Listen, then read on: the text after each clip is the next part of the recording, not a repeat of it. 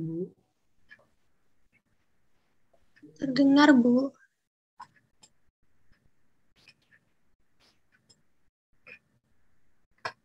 Kita mulai saja ya.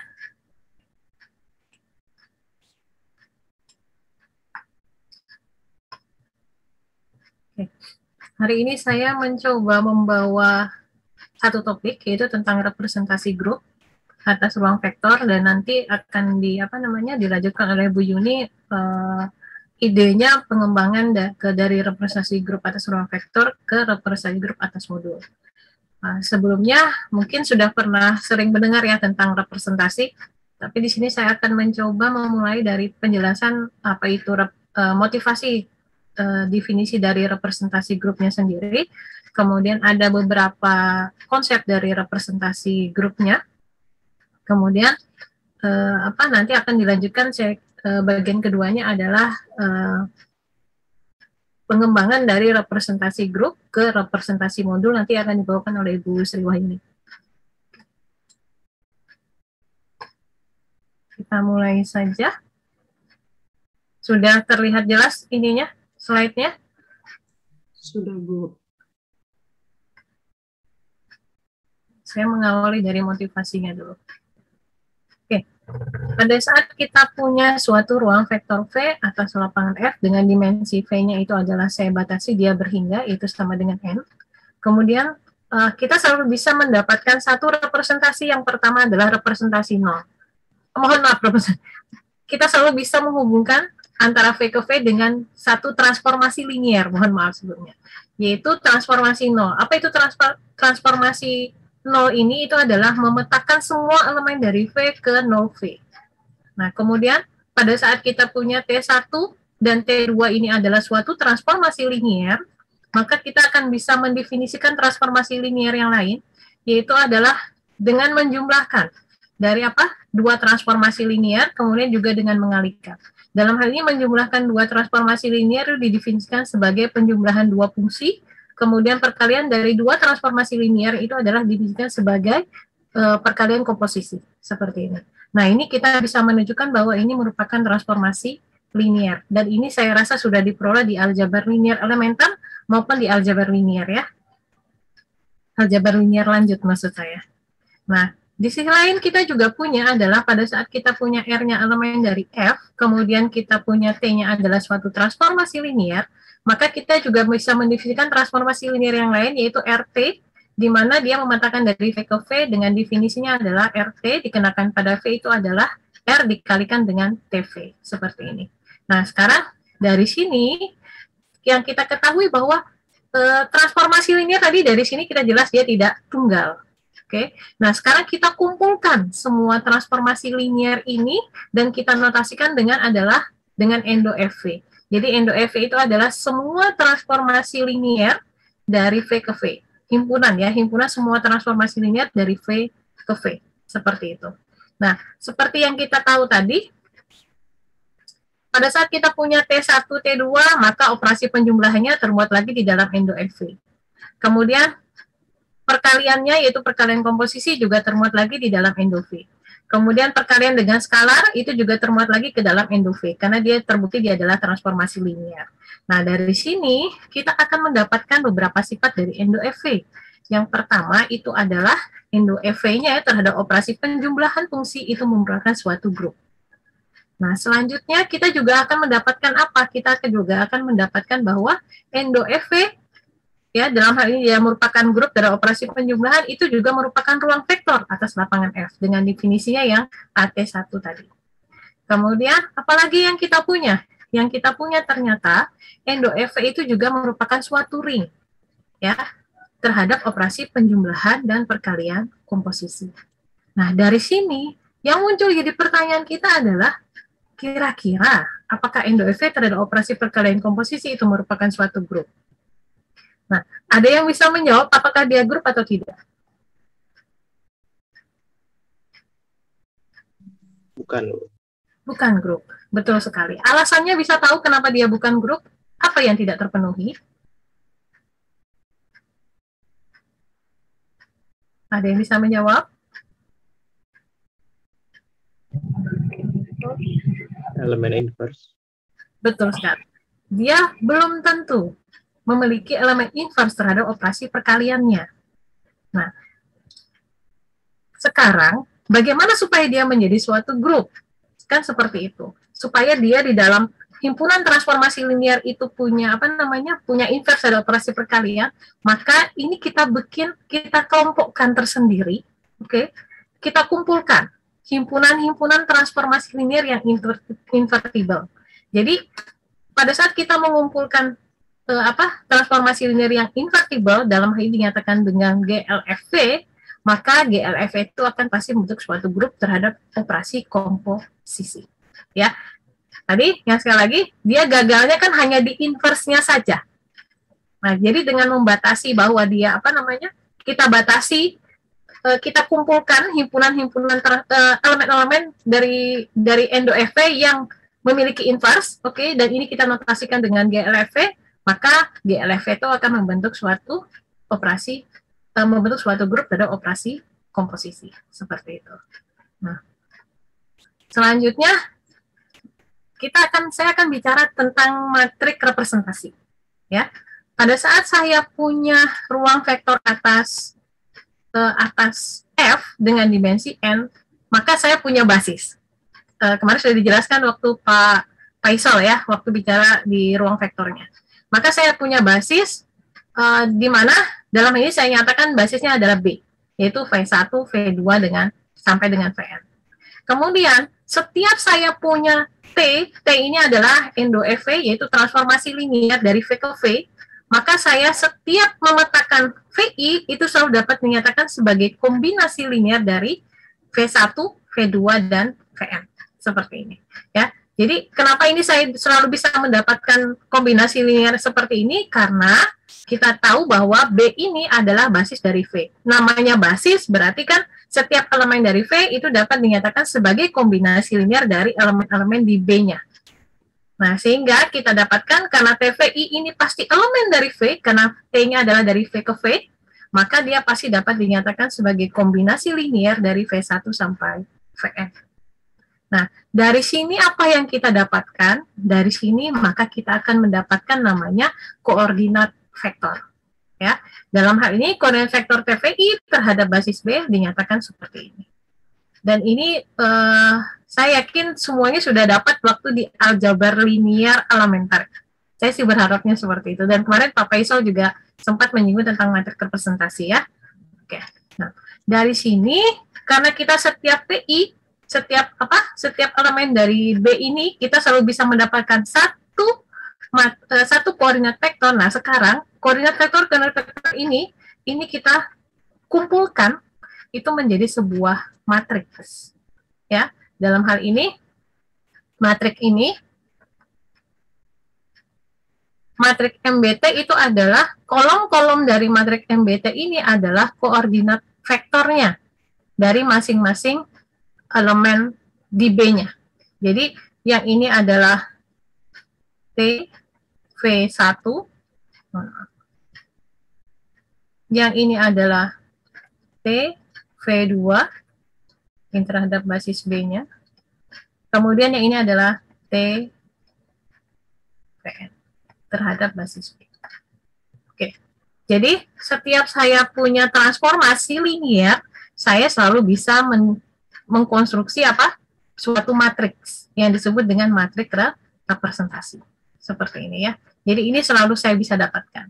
Nah, sekarang apa hubungannya dengan T-nya sekarang? Kita kembalikan dengan T-nya. Oke, pada saat saya punya sembarang V elemen dari V, oke, maka V-nya dapat dinyatakan sebagai kombinasinya dari A1, V1 sampai AN, Vn.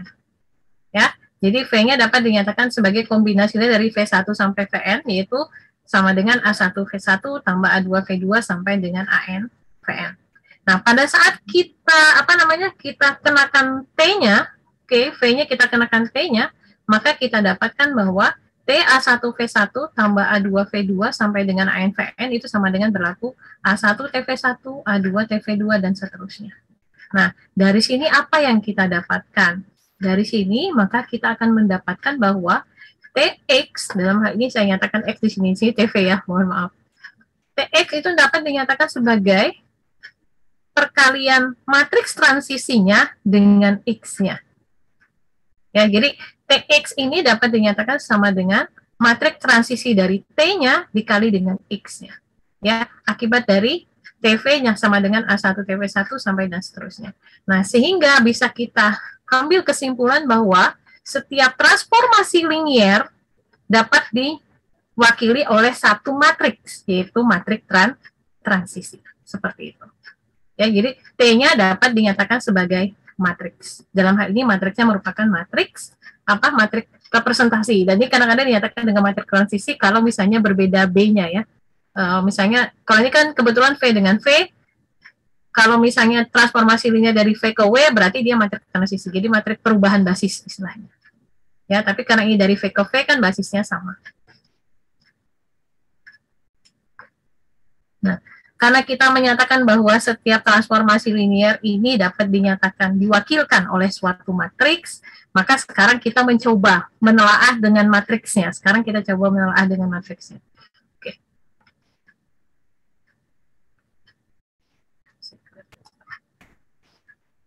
Oke, sekarang kita lihat dari matriks transisi dari operasi penjumlahan, operasi perkalian, dan operasi perkalian skalarnya di endo FV-nya.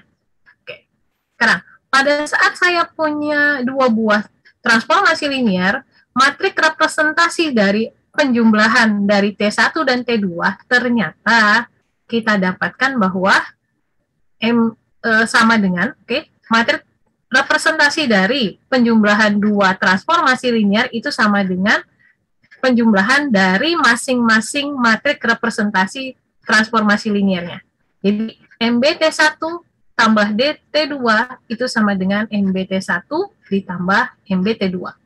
Nah, kemudian matriks representasi dari hasil operasi perkalian ini itu ternyata itu sama dengan perkalian dari masing-masing matriks representasi transformasi liniernya. Jadi MB T1 komposisi T2 itu sama dengan MB T1 dikali MB T2.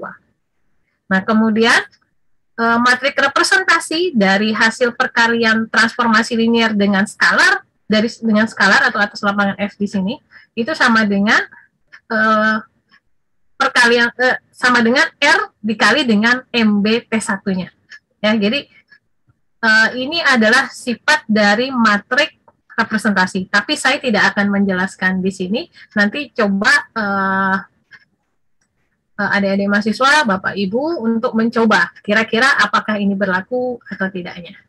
Ya, dan saya yakin tidak terlalu sulit untuk menunjukkan ini ya.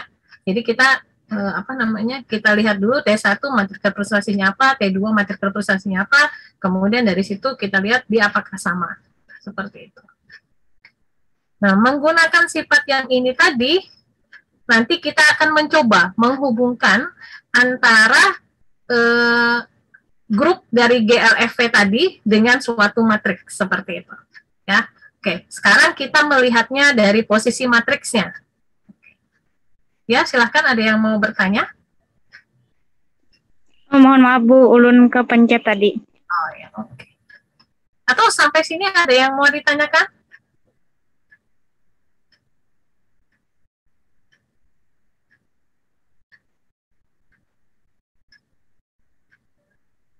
Oke, kalau tidak ada, saya akan lanjutkan. Sekarang kita melihat dari sisi matriks ya.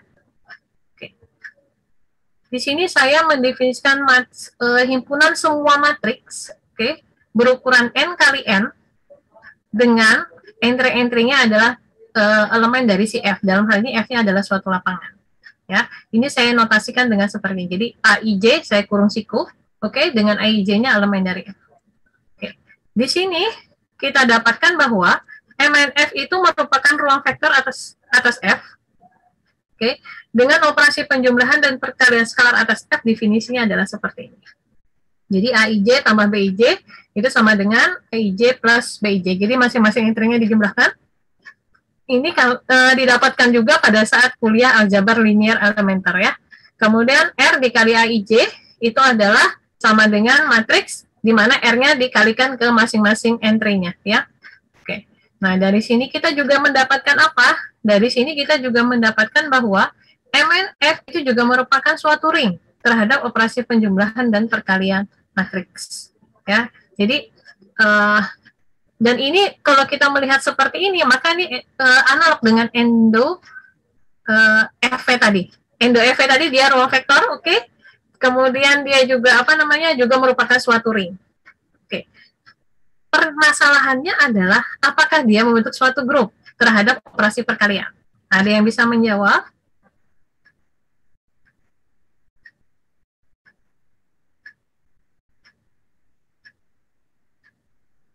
Apakah dia suatu grup? Ada yang bisa menjawab? Tidak, Bu. Tidak. Alasannya di mana? Karena tidak semua matriks mempunyai inverse. Betul sekali. Karena tidak semua matriks mempunyai inverse. Sama dengan tadi ya. Pada saat kita bicara endo FV tadi, ternyata tidak semua transformasi linear punya inverse. Nah, analog dengan yang tadi, maka kita coba kumpulkan matriks-matriks yang punya inverse. Dan kita notasikan dengan GLNF. Oke, jadi GLNF kalau melihat dari sini, ini subset dari MNF, tapi dalam hal ini dia hanya isinya adalah, elemennya adalah hanya matrik-matriks yang invertible. Pada saat kita mendefinisikan dia adalah matrik-matrik yang invertible, maka bisa kita nyatakan bahwa GLNF itu merupakan grup terhadap operasi perkalian matriks. Seperti itu ya. Oke, sekarang kita coba hubungkan antara GLFV dengan GLNF. Oke. Di sini yang pertama jelas kita harus punya ruang vektor V-nya. Kemudian ini dia berdimensi N, kita nyatakan B-nya sebagai basis dari V. Oke. Nah, GLFV terhadap operasi perkalian komposisi dengan GLF terhadap operasi perkalian matriks ini adalah dapat dihubungkan oleh suatu pemetaan, yaitu dengan definisi rho A.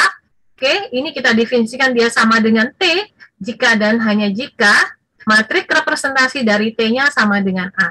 Seperti ini ya. Jadi ini apa ya istilahnya fungsi bersyarat lah istilahnya ya. Jadi rho dari GLF ke GLFV itu didefinisikan sebagai rho A itu kita nyatakan dia sama dengan T jika dan hanya jika MBT itu sama dengan A. Seperti ini.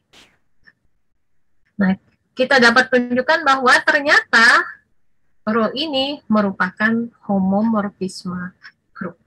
Oke, sampai di sini dulu. Kira-kira ada pertanyaan?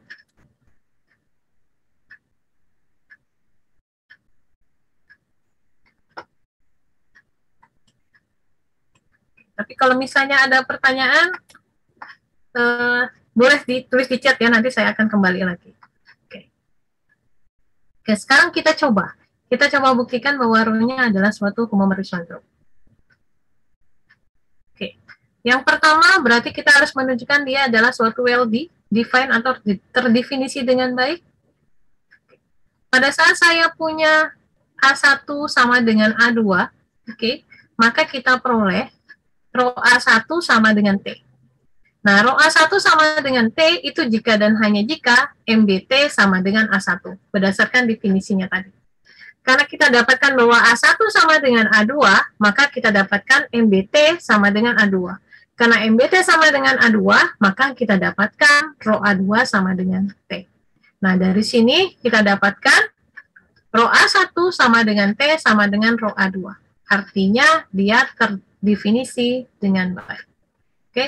Kalau kita bicara suatu pemetaan terdefinisi dengan baik, definisinya seperti ini ya. Jadi kalau kita ambil dua buah elemen dari domainnya yang sama, maka hasil pemetaannya itu harus sama. Itu pengertian terdefinisi dengan baik dibicara di pemetaan. Oke. Kemudian sekarang kita tunjukkan dia merupakan suatu homomorfisme grup. Nah, kita misalkan dulu. Rho A1 sama dengan T1, rho A2 sama dengan T2. Oke. Untuk sebelum masuk ke sini, berarti kita mau menunjukkan nanti rho A1 ditambah, mohon maaf, kita operasinya perkalian ya. Bukan operasi penjumlahan.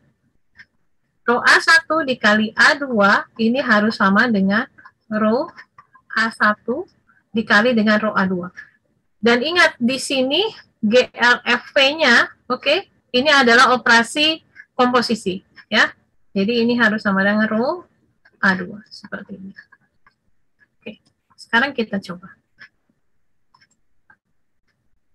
Oke, berdasarkan definisi rho, maka kita dapatkan rho A1 sama dengan T1, rho A2 sama dengan T2.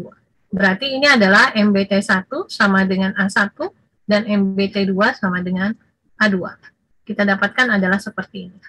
Nah, dari sini, maka kita dapatkan berdasarkan sifat matrik representasi yang tadi saya jelaskan sebelumnya, kita tahu bahwa MBT1 komposisi T2 itu sama dengan MBT1 dikali MBT2.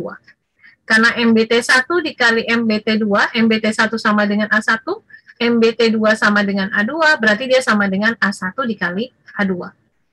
Akibatnya apa? Akibatnya kita punya bahwa rho dari A1 tambah A2 itu sama dengan T1 komposisi T2, oke, ini sama dengan rho A1 komposisi rho A2. Jadi dari sini terbukti bahwa rho itu merupakan suatu homomorfisme grup. Nah, dari fakta yang kita dapatkan ini, maka kita bisa kita bisa punya suatu permasalahan. Oke. Nah, permasalahannya bagaimana? Oke. Pada saat saya punya rho-nya itu dari GLF ke GLFV, kita sudah punya dia adalah suatu homomorfisme grup. Sekarang kita coba GLNF ini diperumum menjadi sembarang G. Seperti itu. Kita perlu menjadi sembarang G. Nah, yang dipermasalahan apakah dia adalah suatu homomorfisme grup untuk sembarang G. Nah, pada saat dia ternyata bisa kita tunjukkan dia adalah suatu homomorfisme grup, maka inilah yang disebut dengan representasi grup G atas V. Seperti itu.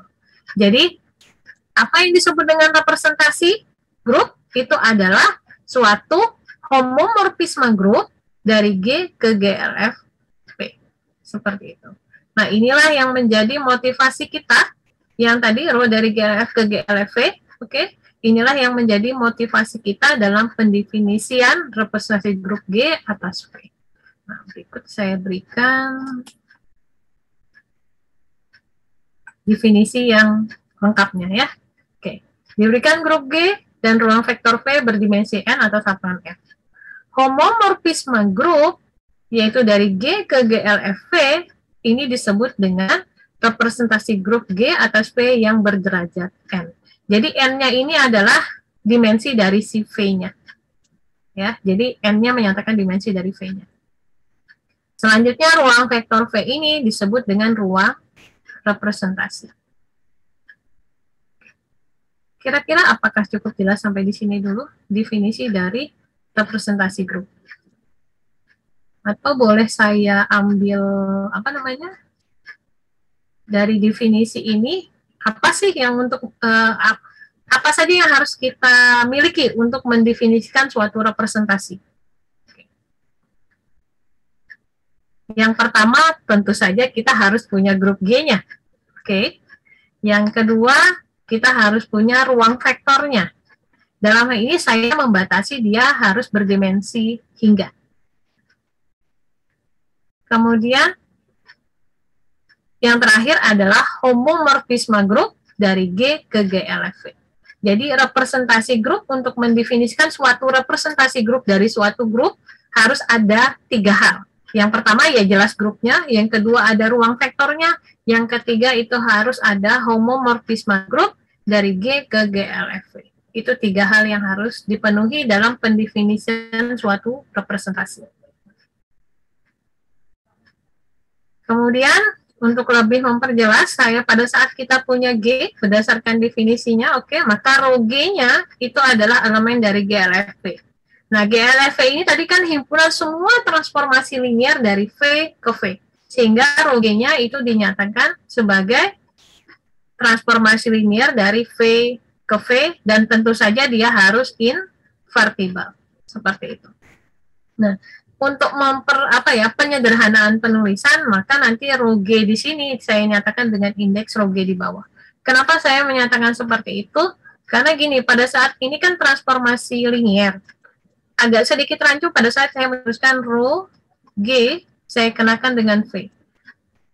Oke, ini agak sedikit rancu. Jadi supaya tidak tidak membuat jadi rancu, maksud saya ini menjadi rho G V. Ini penyederhanaan saja. Jadi maksudnya di sini rho G ini adalah suatu transformasi linier dikenakan oleh V di elemen dari V. Ya, jadi seperti ini. Karena kalau kita tuliskan begini, ini bingung yang mana ya, yang pemetaannya yang mana gitu loh. Padahal sebenarnya pemetaannya itu adalah yang ini. Ya, atau bisa dikatakan fungsinya adalah ini, seperti itu. Jadi nanti ke belakang-belakangnya saya menyatakan itu adalah sebagai ini, rho G-nya.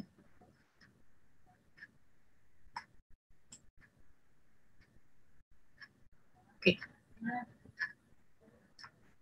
Nah, kemudian ternyata rho tadi kita dapat menunjukkan bahwa rho yang ini, yang GL NF tadi ke GL FV, oke, ini dapat kita tunjukkan bahwa dia adalah suatu isomorfisme grup. Ya, ini kita dapat tunjukkan dia adalah suatu isomorfisme grup. Sehingga kita dapatkan bahwa GLFV itu isomorfis dengan GLNF. Ya, nanti coba ditunjukkan dia bersifat bijektif, yaitu injektif dan surjektif. Dalam hal ini saya tidak menunjukkannya. Oke. Nah, pada saat kita ketahui bahwa GLFV itu isomorfis dengan GLNF, maka kita dapatkan bahwa representasi grup atas ruang vektor P berdimensi N itu juga dapat didefinisikan sebagai homomorfisme grup. Dalam hal ini saya kasih dengan psi, oke, G ke GLNF. Di mana psi G, elemen dari GLNF-nya adalah menyatakan ini adalah siginya adalah ini adalah suatu matriks ya. Oke, karena kita tahu bahwa yang ini adalah suatu matriks. Tapi jangan bingung nanti karena sekali lagi tadi saya menjelaskan bahwa suatu transformasi linier dapat diwakili oleh satu matriks yang seperti saya jelaskan tadi yang di awal pada saat bicara matriks representasi. Ya, jadi nanti di contohnya saya akan bicara si G-nya saya nyatakan sebagai suatu matriks. Bisa juga saya nyatakan sebagai suatu transformasi linier. Tapi saya sih berharapnya jangan bingung maksud saya. Jadi si G kalau dinyatakan sebagai suatu matriks berarti dia adalah matriks representasinya. Saya tidak akan menyatakan seperti ini. Tapi saya hanya menuliskan dengan si G-nya saja. Si G adalah suatu matriks, dalam hal ini matriksnya adalah sebagai matriks representasinya sebenarnya. Oke. Apakah kira-kira ini cukup jelas dulu? Karena nanti ke belakangnya saya akan bicaranya bentuknya seperti ini.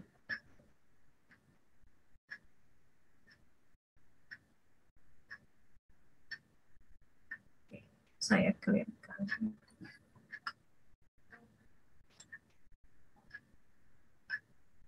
Oke, ini contoh yang pertama, tentu saja dari dari motivasi kita tadi, oke, kita dapatkan bahwa rho ini dari GLNF ke GLFV itu adalah representasi grup dari GLNF berderajat atas V, ya, dari contoh yang motivasi kita tadi.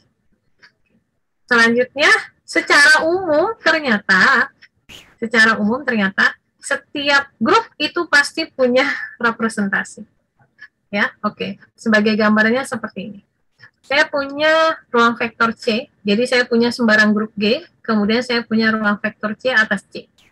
Oke. Saya punya GLC terhadap C, ini kan vektor ya, ini vektor, mohon maaf. Ini transformasi linier, oke, dari C ke C. Nah, ini bisa kita tunjukkan dia sama dengan C star. C star di sini adalah bilangan kompleks tanpa nol. Ya, C star-nya adalah bilangan kompleks tanpa nol. Ya, dan kita bisa menunjukkan bahwa C star waktu kita bicara, kalau nggak salah waktu bicara di Bu Fitri, oke, ini adalah suatu grup terhadap operasi perkalian. Ya, C star-nya di sini. Nah, gimana cara dapat C star sebenarnya bagaimana? Oke. Tadi kan kita punya kan tadi GLFV, ini kan isomorfis dengan GLNF. Oke. Di sini C-nya kan berdimensi 1. Oke, karena dia berdimensi 1, berarti dia akan isomorfis dengan matriks berukuran 1 kali 1. Nah, karena di sini adalah matriks yang invertible, di sini adalah transformasi linear yang invertible, maka kita akan menghasilkan matriks yang invertible seperti itu.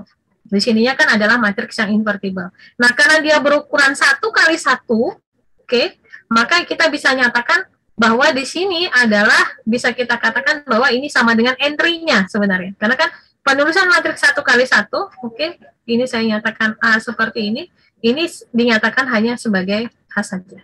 Ya, untuk matriks 1 kali 1-nya. Ya. Nah, di sini karena dia tadi adalah matriks yang invertible atau bisa dikatakan bahwa dia adalah elemen dalam hal ini punya inverse, maka bisa dikatakan dia punya inverse berarti dia tidak sama dengan 0. Sehingga kita nyatakan bahwa GLC terhadap GLCC ini akan isomorfis dengan C star seperti itu. Kemudian saya mendefinisikan pemetaan pesinya dari G ke C star dengan definisinya adalah si G sama dengan 1. Jadi semua elemen dari si G-nya saya petakan ke 1. Dan ini ingat sekali lagi, ini kan C star, jadi ini saya memandangnya sebagai suatu matriks sekali lagi. Oke, bisa kita tunjukkan bahwa dia adalah suatu homomorfisme grup. Oke, dalam hal ini adalah si GH sama dengan 1. 1 ini kan sama dengan 1 kali 1, berarti sama dengan si G dikali si H. Ingat, ini saya memandangnya sebagai matriks. Tapi kalau saya memandangnya sebagai transformasi linier, maka kita menjadikan komposisi. Seperti itu. Ya, menjadi komposisi di sini. Oke, dari sini kita dapatkan bahwa C-nya adalah homomorfisme grup. Jadi dengan kata lain, C-nya merupakan representasi grup G atas ruang vektor C. Dan ini disebut dengan representasi trivial. Oke, sebelum saya lanjutkan ke contoh-contoh yang lainnya, kira-kira ada yang mau bertanya tidak? Atau nanti belakangan saja bertanyanya, atau mau di sini?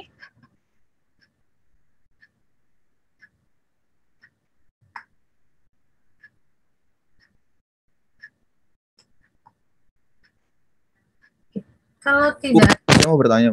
Kalau ini kan representasi trivial, kalau ruang vektor berarti bisa kita ganti gitu ya. Kalau R tetap bisa dibuat representasi trivial gitu ya. iya, bisa. Bisa.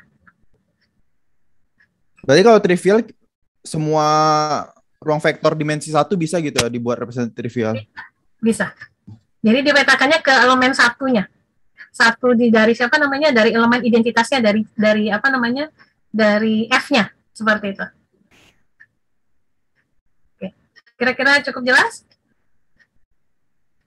Sudah, Bu. Oke. Oke, sekarang ini adalah untuk yang Fn-nya. Saya clearkan dulu. Nah, sekarang ruang vektor Fn atas F dengan lapangan F-nya, jadi ruang vektornya saya ganti dengan Fn. Tapi G-nya tetap sembarang. Ya. Jadi kita dapatkan bahwa GLF Fn itu akan isomorfis dengan GLNF. Ini kenapa saya selalu membawa ke GLNF ini supaya lebih mudah membayangkannya dan merepresentasikan menjadi suatu matriks itu kan lebih mudah dalam segi operasinya daripada kita menginginkan komposisi-komposisi. Ya, jadi ini kenapa saya membawanya ke ke matriks representasinya. Makanya kenapa orang bicaranya adalah representasi karena dihubungkan dengan matriks representasi. Sebenarnya logikanya sih secara analognya seperti itu. Sebenarnya seperti itu ya. Jadi ini awalnya kenapa jadi diinikan dengan representasi seperti jadi merepresentasikan.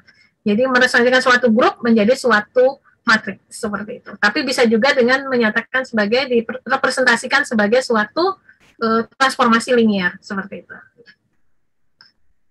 Jadi kalau ini saya nyatakan G ke GLNF itu dengan definisi si G itu sama dengan IN atau IN adalah matriks identitas, maka kita bisa juga mendapatkan bahwa si GH itu sama dengan IN sama dengan IN dikali IN, maka ini sama dengan CG dikali CH.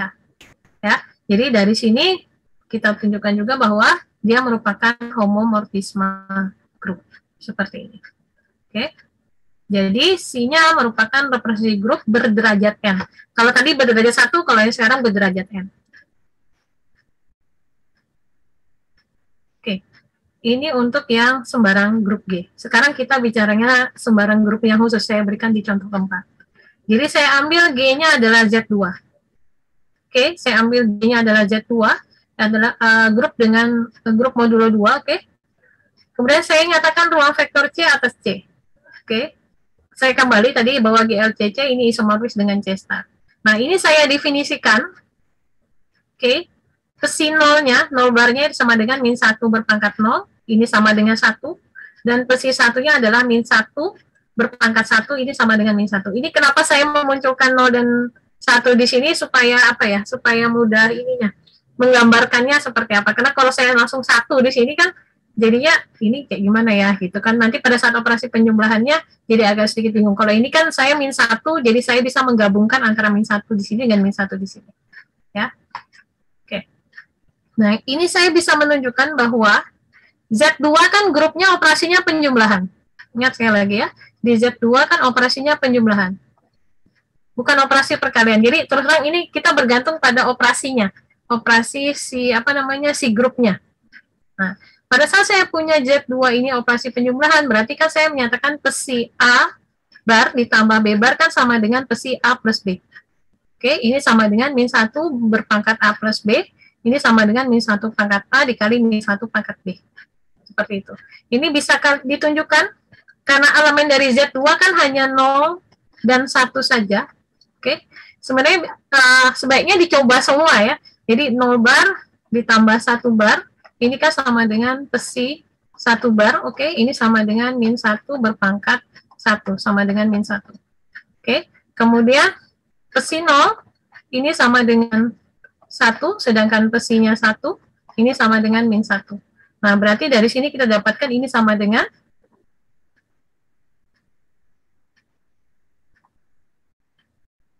ini sama dengan 1 dikali min 1, ini sama dengan psi dari 0 dikali dengan psi dari min 1. Seperti ini. Ya. Jadi, ternyata kalau dia, hasil penjumlahan dari dua buah elemen di Z2, ternyata menghasilkan dia hasil perkalian dari masing-masing pemetaan dari elemen di Z2. Nanti dicoba lagi untuk psi 1 ditambah dengan 1. Ya, ini sama dengan psi 0. Oke, psi 0 sama dengan 1, oke. Kemudian psi satunya adalah sama dengan min 1, terus ini juga sama dengan 1, mohon maaf, ini seharusnya sama dengan 1. Maka ini kita dapatkan, ini adalah 1 ini sama dengan min 1 dikali dengan min 1, hasilnya ini adalah psi 1 bar dikali dengan psi 1 bar. Oke. Ini untuk yang di Z2. Nah, kasus ini adalah di perumum sekarang. Kita perumum kasusnya. Oke, ini adalah untuk Zn secara umum. Saya clearkan ya.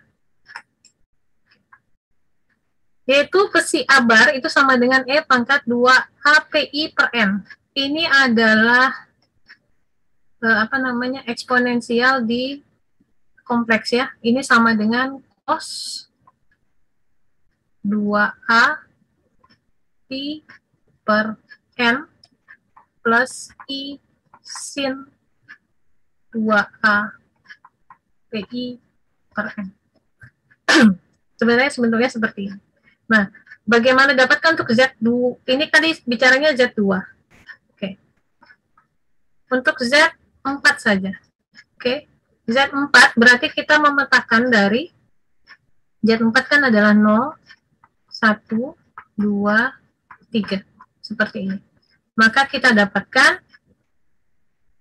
si A barnya ini sama dengan 2A PI per 4.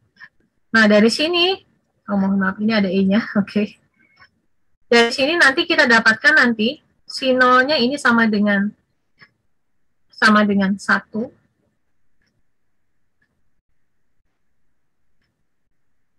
Oke, kemudian si satunya ini sama dengan, kita melihat dari sini, oke, ini sama dengan apa ini? Cos 0 ini sama dengan, sebentar. Cos 0 ini 1, yang ini, oke. Si satunya sama dengan I, kemudian si 2-nya ini sama dengan min 1, si 3-nya ini sama dengan min I. Ya, kita dapatkan seperti ini. Ini dengan hasil menginikan seperti ini. Nah, sebenarnya dapatnya dari mana sih sebenarnya kan? Kalau kita melihat dari sini. Karena di Zn ini adalah sebenarnya operasi penjumlahan, kita bisa melihat bahwa order dari Zn, nah saya balik ke order ya, yang menghasilkan dia 0 kan adalah 4. Nah, sedangkan di sini kan di sini adalah C star. Berarti nanti pada saat 4, jadi berapa sih? Ini hasilnya adalah 1. Jadi nanti mencarinya sebenarnya dari sini kita dapatkan X pangkat 4 nanti harus sama dengan 1. Supaya nanti pada saat kita hasilnya, yang menghasilkan 0 di Zn kan perkalian 4. Nah, sedangkan 4 ini karena dia hasilnya adalah 0 pada saat kita 4 dikali elemen dari si n-nya ini hasilnya adalah 0 bar, dan 0 bar ini adalah elemen identitasnya dari si Zn. Oke, maka bukan Zn ya, Z4. Maka kita harus pada saat kita bicara homomorfisme grup kan kalau kalau di sini adalah identitasnya kan dipetakan ke identitas dari C star. Nah, identitas dari C star-nya siapa? Itu adalah 1. Nah, karena di sini adalah operasi perkalian, berarti X pangkat 4-nya nanti harus sama dengan 1. Nah, dari hasil operasi inilah maka akan diperoleh yang ini tadi. Seperti itu. Ini saya coba. Kira-kira cukup jelas ini? Ya, jadi sebenarnya nggak sembarangan dapat ini sebenarnya. Ya, ini kebetulan saja ini kalau mencari di buku pun selalu dituliskannya pemetaan ini merupakan representasi.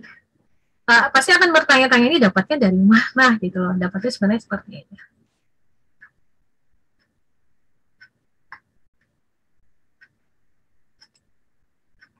Oke, dari sini kita bisa nyatakan bahwa Zn merupakan representasi dari ruang vektor. Ini coba nanti dicoba ya.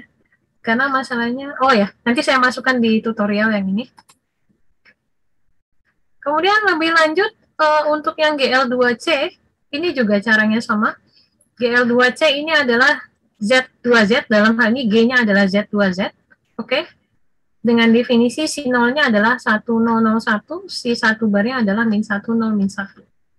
Ya. Sebenarnya hampir sama ya dengan pada saat bicara di di dimensi 1 tadi. Dimensi 1 kan yang 0-nya dibawa ke 1, yang 1-nya dibawa ke min 1. Oke. Nah, kalau yang yang berderajat 2, yang 0-nya dibawa ke 101, kalau si barnya dibawa min 1 min 1. Seperti itu. Kemudian ini secara umumnya bentuknya seperti ini. Ini secara umumnya, oke. Jadi si M-nya sama dengan ini dinyatakan cos 2 pm per n min sin 2 pm per n. Kemudian sin 2 pm per n, di sini cos 2 pm per n. Seperti ini. Ya, ini untuk GL untuk Z and Z-nya. Tapi ini bisa juga dinyatakan sebagai nanti matriks diagonal. Nanti saya tunjukkan pada saat bicara equivalence. Ini bisa juga ditunjukkan caranya, ingat sekali lagi, menunjukkan dia apakah dia homomorfisme grup. Berarti kita harus menunjukkan nanti si M bar ditambah si P bar. Oke, karena ini adalah sekali lagi operasinya penjumlahan. Ini harus sama dengan matriks ini. Kalau ini saya nyatakan si M barnya sama dengan A, oke. Si P barnya sama dengan B, maka saya harus menyatakan si M plus P bar ini harus sama dengan A dikali B. Ya. Jadi ingat sekali lagi, ini operasinya perkalian, yang ini operasinya penjumlahan. Ya, jadi saya berharap tidak bingungnya di sininya. Karena sebelumnya kan contoh-contohnya ada yang operasinya rata-rata hampir sama, sini kali kan, kalau ini agak berbeda. Jadi ini operasi perkalian di sini, ya sedangkan di sini adalah operasi penjumlahan.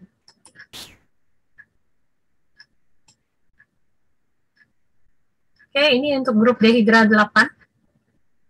Oke, dihidra 8 yaitu elemennya adalah AA kuadrat, A3, A pangkat 4, E, B pangkat 2, oke. Karena A pangkat 4 dan B kuadratnya sama dengan identitas, ini elemennya adalah sebanyak 8. Oke. Nah, di sini saya bisa mendefinisikan bahwa D8 ke GL2R-nya adalah sama dengan AI pangkat I, B pangkat J sama dengan AI, BJ. Seperti ini, ya. Ini bisa kita buktikan sebenarnya. Ya.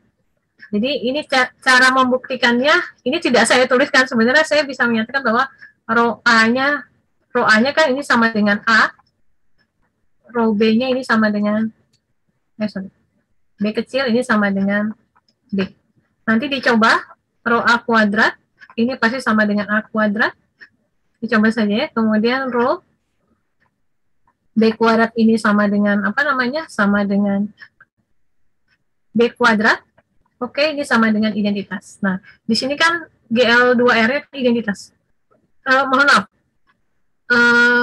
Elemen identitasnya adalah matriks identitas, maksud saya. Nah, karena ini A kuadratnya itu sama dengan E, maka di sini adalah B kuadrat kan sama dengan E, berarti hasil pemetaannya dibawa ke identitas. Karena dia homomorfisme grup. Ya. Kemudian ini A kuadrat sama dengan A kuadrat, nanti kita temukan row A pangkat 4 begitu juga sama dengan identitas. Ya, ini berdasarkan ini. Nah, kemudian kita juga dapatkan bahwa B inverse AB sama dengan A inverse. Ya. Ini kita pilih sebenarnya ya, ini dipilih sebenarnya. Jadi tidak serta-merta dapatnya adalah ini, tidak, sebenarnya ini dipilih sedemikian rupa sebenarnya. Sedemikian sehingga nanti hasil pemetaannya ini, hasil pemetaan dari row ini, oke, itu elemen dari GL2R dan dia memenuhi definisi dari homomorfisme group, seperti itu.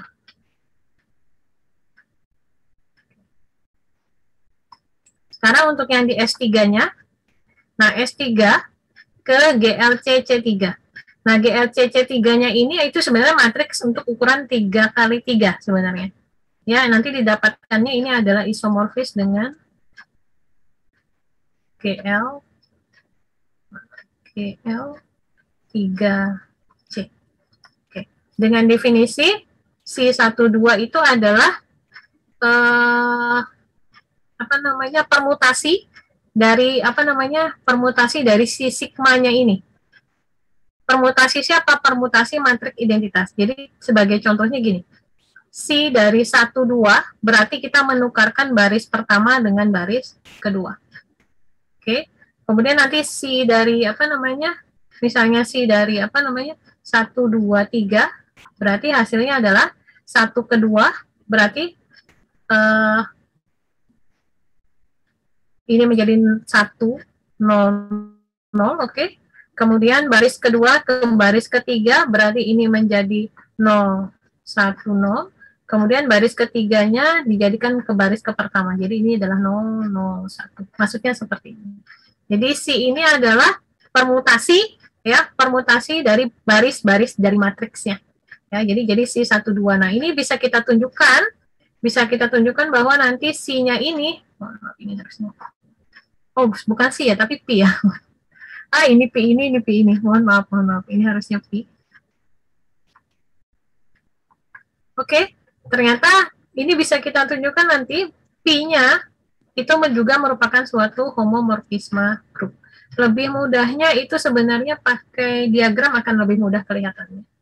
Ya. Nah, ini bisa kita perumum untuk sembarang elemen dari N. Jadi tinggal kalau N elemen dari N, untuk sembarang N elemen dari N, jadi kalau misalnya S4 berarti sini C4. Di sini S10 berarti C10, jadi matriksnya jadi 10 kali 10. Sampai sini dulu, kira-kira apakah cukup jelas dulu tentang definisi representasi grupnya?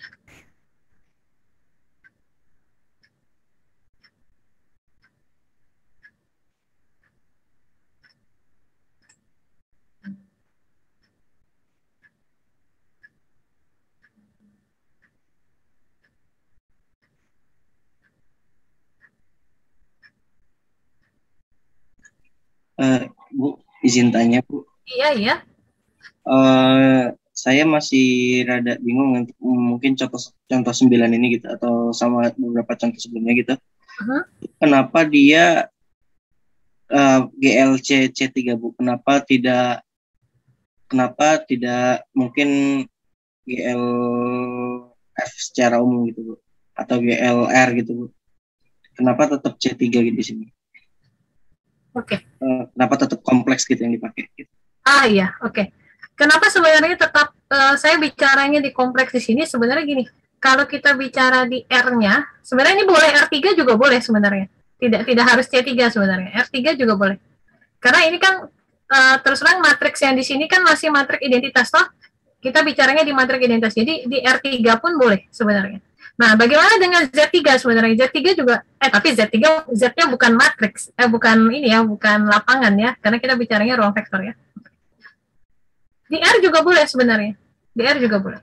Nah, kemudian kalau sembarang ini bagaimana gitu kan? Sembarang sembarang ruang vektor. Oke. Sembarang ruang vektor atas F gitu kan ya. Nah, F-nya ini berarti satunya di sini adalah menjadi satunya identitasnya dari si F gitu. Karena kan membentuk matriks representasi tadi kan bergantung pada si F-nya sebenarnya. Seperti itu. Cuman hanya saja dimensinya yang jadi permasalahan. Tidak mudah mendefinisikan suatu, merepresentasikan suatu S3 ke dimensi yang berbeda. Ini kan kebetulan S3, di sini kan kita bicaranya 1, 2, 3 kan, ada 3 elemen kan. Nah, ini paling mudah direpresentasikannya oleh C3, seperti ini. Kira-kira cukup jelas karena tidak semudah itu mendefinisikan ini. Cuman nanti ada sebenarnya untuk dimensi 2 ada sebenarnya, tapi kita harus mencarinya seperti ini. Seperti yang saya bilang tadi.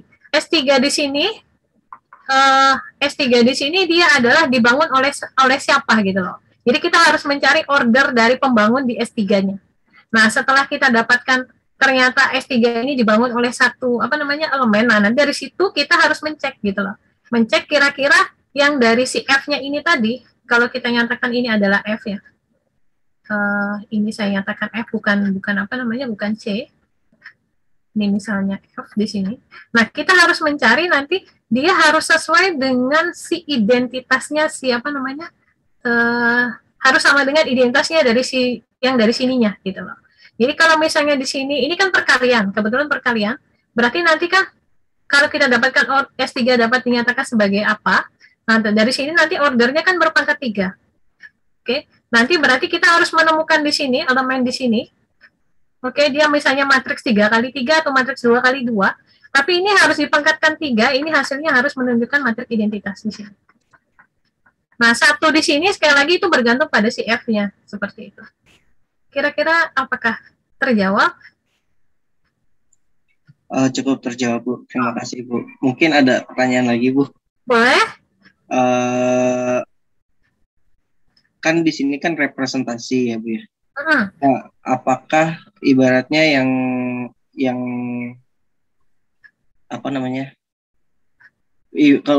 kalau saya nangkepnya representasi itu kita sesuatu yang bentuknya aneh bisa direpresentasikan menjadi sesuatu yang bentuknya lebih simpel gitu, Bu.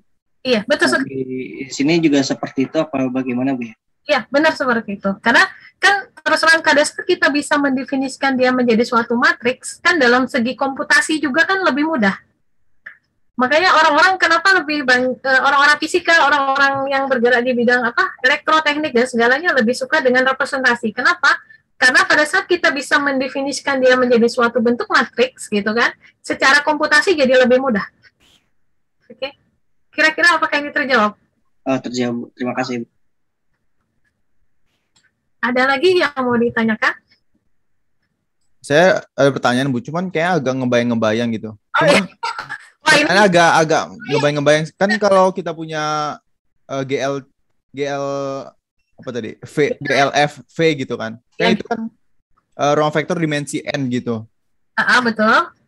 Nah, gimana kalau misalkan representasinya itu bijektif gitu? Apakah ada hal spesial atau ya udah nggak penting gitu? Soalnya kan perhatiin kalau dia bijektif kan berarti setiap matriksnya itu pasti ada elemen di grupnya gitu kan yang dipetain ke situ. Cuman iya betul. Oh ya. Kenapa ini jadi diinikannya adalah punya inverse gitu kan ya? Karena definisi dari representasi sendiri kan sebenarnya dari grup ke grup gitu loh.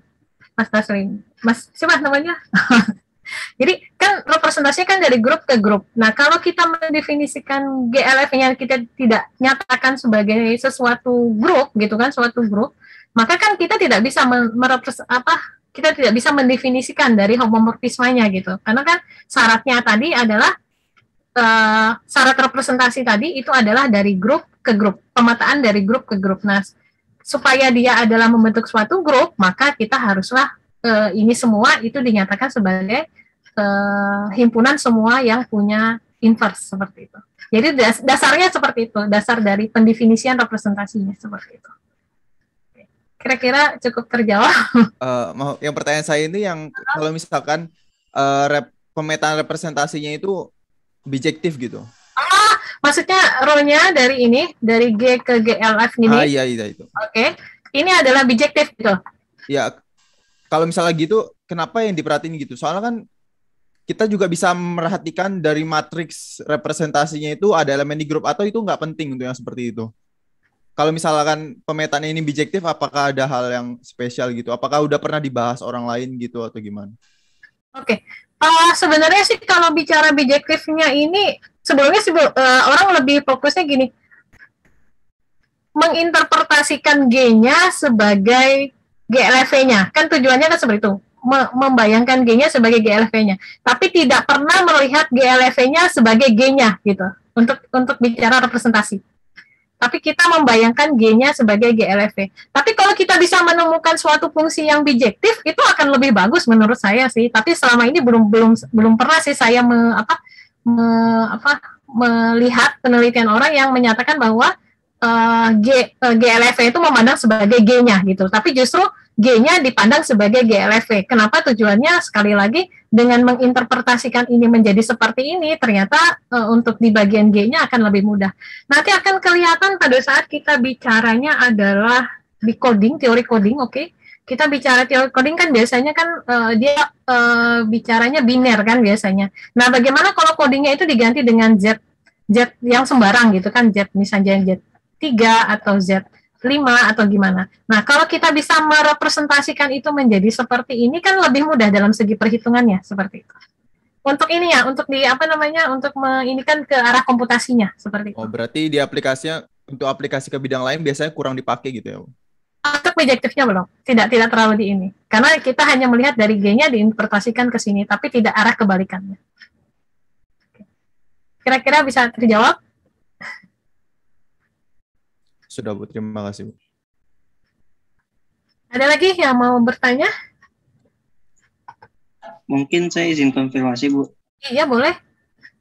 Berarti kalau representasi yang dibahas sekarang ini dia kayak kita ingin memandang suatu elemen grup menjadi matriks dari ini ya, Bu ya, dari ruang vektornya gitu ya. Iya, betul sekali. Yang akan di ruang vektor. Oke, betul sekali. Jadi kita memandang grup sebagai matriks seperti itu. Oke. Cukup jelas? Oke, kalau tidak ada saya akan melanjutkan. Karena ini saya terus terang, saya nggak tahu cukup apa tidaknya. Karena nanti di bagian kedua akan dilanjutkan oleh Bu Yuni sekitar jam 9:15. Oke, ini saya agak sedikit cepat bicara di konsepnya. Tapi setidaknya saya berharap ini sudah dipahami, secara definisinya bentuknya seperti apa. Oke, nah, karena kita bicara representasi grup, tadi kan bicara grup dengan bicara di ruang vektor, seperti itu. Karena kita bicara grup di ruang vektor, konsep grup dan ruang vektor, kita tahu bahwa di ruang vektor kita punya subruang, kita punya transformasi linier, dan kita juga punya ruang faktor. Sebenarnya juga ada jumlah langsung kan di ruang vektor. Tapi dengan menggunakan sifat yang ini, kita bisa mendefinisikan subrepresentasi, representasi faktor, dan morfisma representasi. Nah, berikutnya saya akan bicaranya adalah sudah bicara strukturnya, bukan bicara secara yang contoh tadi ya, tapi ini contohnya pun akan saya bawa bicaranya adalah ke contoh-contoh yang sebelumnya tadi. Oke.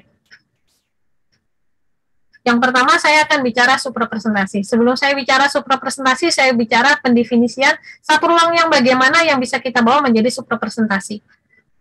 Nah, pada saat saya punya W di ruang vektor V, oke, saya punya subruang W di ruang vektor V, dan saya punya suatu representasi grup dari G ke GLF V, maka ada dua kemungkinan yang kita dapatkan.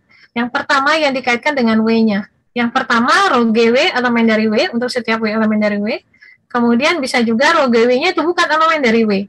Karena kan pada saat saya menyatakan rho G, kalau dia elemen dari V, ini pasti elemen dari V.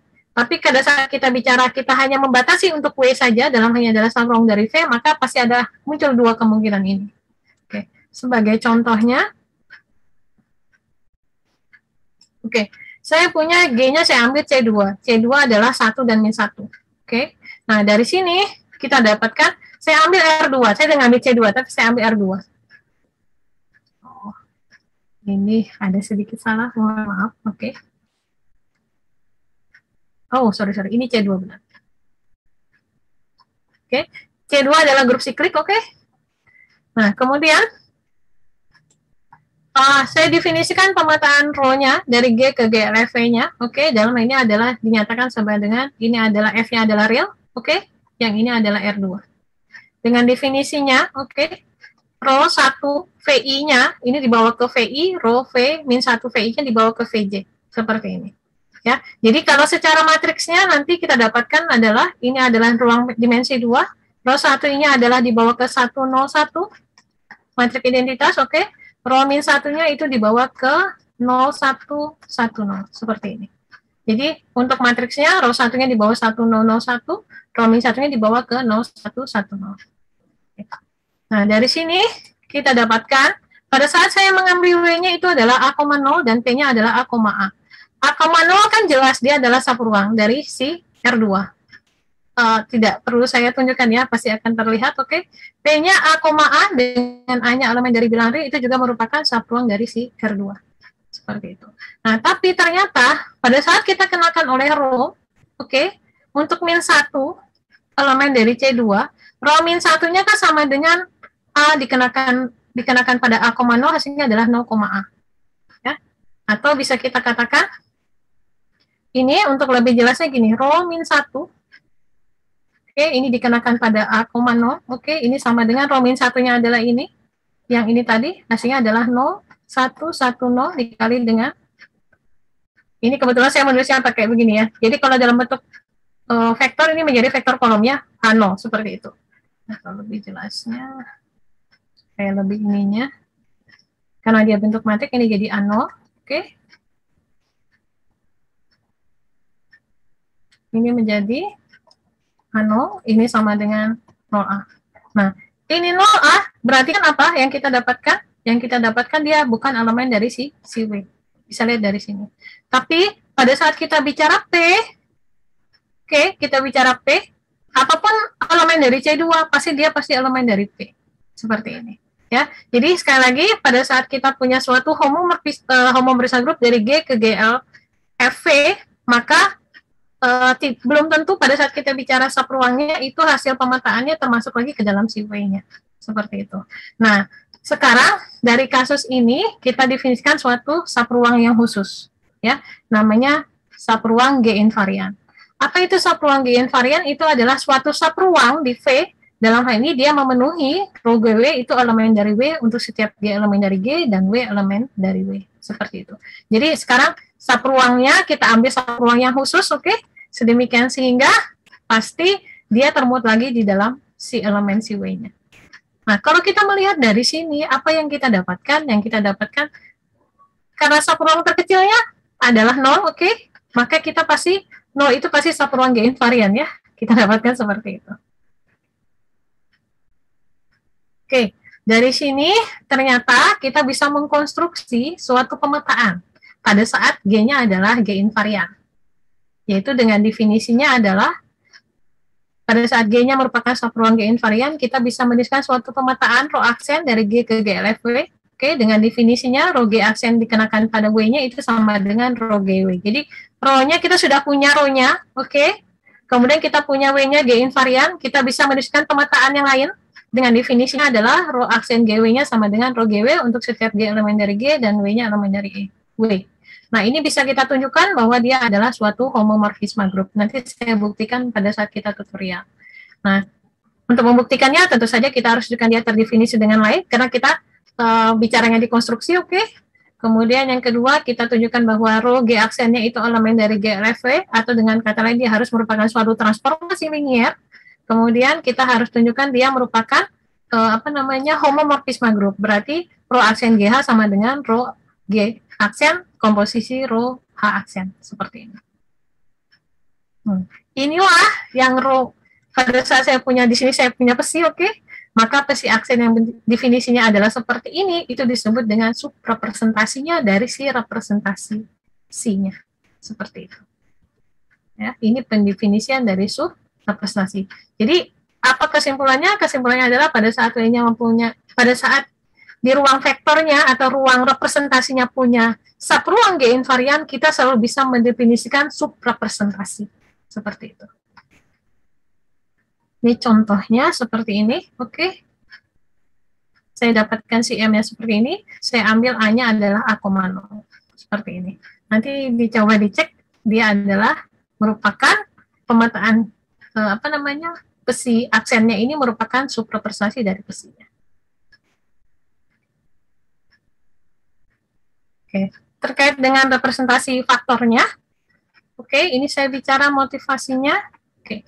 Kita tahu bahwa setiap subruang, setiap kita punya subruang, kita selalu bisa mendefinisikan ruang faktornya. Oke, ruang faktor dari vektornya. Oke. Jadi pada saat saya punya W-nya adalah subruang dari W, oke. Mohon maaf, pada saat saya punya subruang W dari ruang faktor V, maka kita bisa mendefinisikan ruang faktor V, ini V modulo W. Biasanya bilangnya seperti itu ya. Oke. Dengan definisi definisi dari ruang faktor V modulo W-nya itu adalah X plus W ditambah Y plus W-nya itu adalah X plus Y ditambah W. Kemudian operasi perkalian skalarnya didefinisikan adalah R dikali X plus W sama dengan RX plus W. Nah, ini kita kita dapatkan pada saat kita belajar aljabar linear ya. Oke. Sekarang permasalahannya pada saat dia pada saat terdapat suatu representasi grup terhadap ruang vektor V, oke, dan kita punya W-nya itu merupakan subruang G invarian, oke, maka kita juga bisa membentuk suatu pemetaan. Oke. Maka kita bisa membentuk suatu pemetaan. Yaitu pemetaan yang seperti apa bentuknya? Pemetaan yang bentuknya seperti ini. Jadi saya nyatakan dengan rho bar. Rho, kita punya representasi rho dari G ke GLFV, oke, kemudian W-nya subruang G invarian di V, maka kita bisa mendefinisikan rho bar-nya adalah seperti ini. Ya, dan ini bisa kita buktikan bahwa dia adalah suatu homomorfisme grup. Nah, selanjutnya rho inilah yang disebut, rho bar ini disebut dengan representasi faktor dari representasi rho-nya. Oke, ini definisinya secara formalnya bentuknya seperti ini. Oke, pembuktiannya akan saya jelaskan waktu tutorial ya. Nah, sekarang saya bicara, karena kalau bicara struktur pasti bicara homomorfisme ya. Nah, begitu juga dengan representasi. Representasi bicaranya adalah bicara yang disebut dengan istilahnya morfisme. Nah, morfismenya bagaimana bentuknya? Karena kan representasi kan bicaranya suatu pemetaan. Nah, apa yang disebut dengan morfisme dari dua buah representasi? Oke, ini saya jelaskan dengan bentuk bagan ini. Oke, saya punya dua representasi, yaitu parpi dengan rho. Oke, partinya, oke, ini dari V ke V. Jadi pada saat saya punya G di sini, maka parti G-nya pasti elemennya dari di sini GLV. Ini sebenarnya pakai F ya, oke. Karena ininya sama, atas F yang sama. Nah, kemudian pada saat saya punya ini rho, oke, maka rho G-nya pun pasti termuat di dalam GLFW seperti ini. Nah, kemudian V-nya kan ruang vektor, W-nya ruang vektor.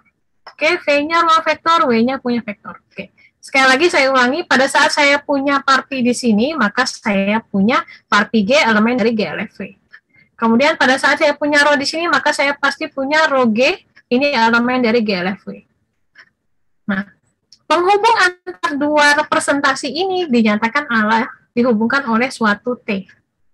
T-nya siapa? T-nya adalah suatu transformasi linear dari V ke W. Seperti itu. Ya. Jadi T inilah yang menghubungkan antara representasi parti dengan rho. Nah, definisinya bagaimana? Definisinya asalkan diagram ini komutatif. Jadi tidak sembarangan transformasi linear juga, tapi transformasi linear di mana dia membuat diagram ini komutatif.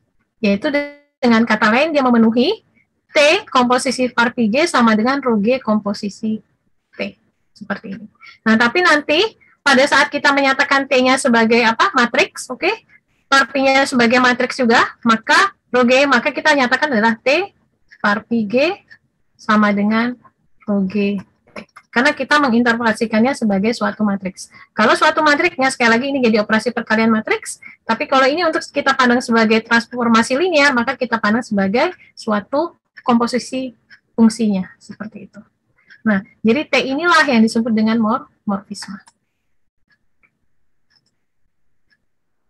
Oke, ini definisi secara formalnya bentuknya seperti ini. Jadi saya punya parpi dan punya rho, oke. Transformasi linear dari V ke W itu dikatakan morfisme dari parpi ke rho itu jika memenuhi diagram komutatif ini. Atau bisa kita katakan T komposisi parpi G itu sama dengan rho G komposisi T. Benar ya? Oke. Nah, selanjutnya apa yang kita dapatkan? Dari sini kita dapatkan bahwa sebelumnya, ini kan saya beri contoh sedikit ya. Oke. Parpi X-nya itu adalah ini, cos pi X per 2, min si X per 2, oke, untuk Z, 4Z. Oke, untuk di R2-nya. Untuk di C2, atau bisa dikatakan adalah, ini saya sudah bicara adalah representasi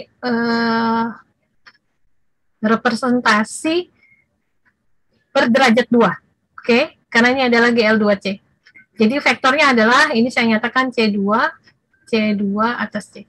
Nah, sebenarnya boleh nggak Bu sebenarnya kalau kita bertanya ini bukan C ini C tapi di sininya bukan C2. Sebenarnya boleh saja. Ya, apapun itu boleh asalkan dia dimensi 2 atas C. Seperti itu. Karena di sini adalah skalarnya yang C. Oke. Kemudian ini saya nyatakan ini partinya adalah seperti ini, oke. Kemudian rho-nya saya nyatakan itu adalah dari Z4Z ini sama. G-nya sama, oke, tapi dalam hal ini adalah GL3C. Ya, jadi berderajat 3.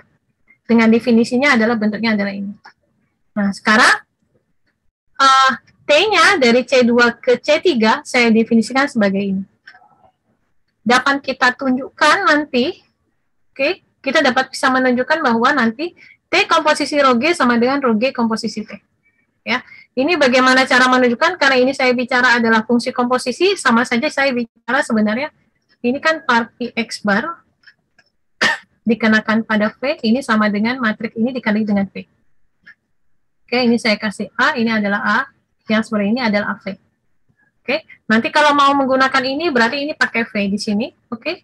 Tapi kalau lebih mudahnya, karena ini sudah dinyatakan sebagai matriks representasinya, maka kita tinggal menunjukkannya nanti parpi X bar dikali dengan rho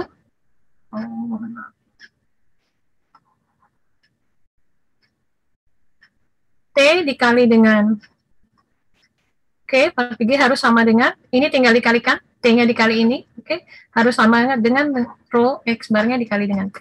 Ini dalam kita mengalihkan dalam bentuk matriks. Ini akan lebih mudah kelihatannya.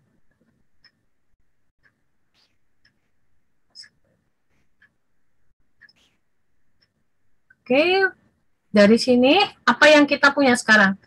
Ini saya hanya menunjukkan contoh, dan ingat morfisme ini tidak tunggal sekali lagi. Ini hanya saya ambil adalah definisinya ada seperti ini. Ya. Sekarang saya akan menyimpulkan tentang morfismenya. Yang pertama dulu, dari sini kita dapatkan bahwa morfisme T itu merupakan suatu transformasi linear. Itu berdasarkan definisi ya, karena definisinya adalah suatu transformasi linear yang memenuhi yang syarat tadi. Kemudian kita punya lagi transformasi linear 0, dari V ke 0W. Ini juga suatu morfisme dari parpi ke rho-nya.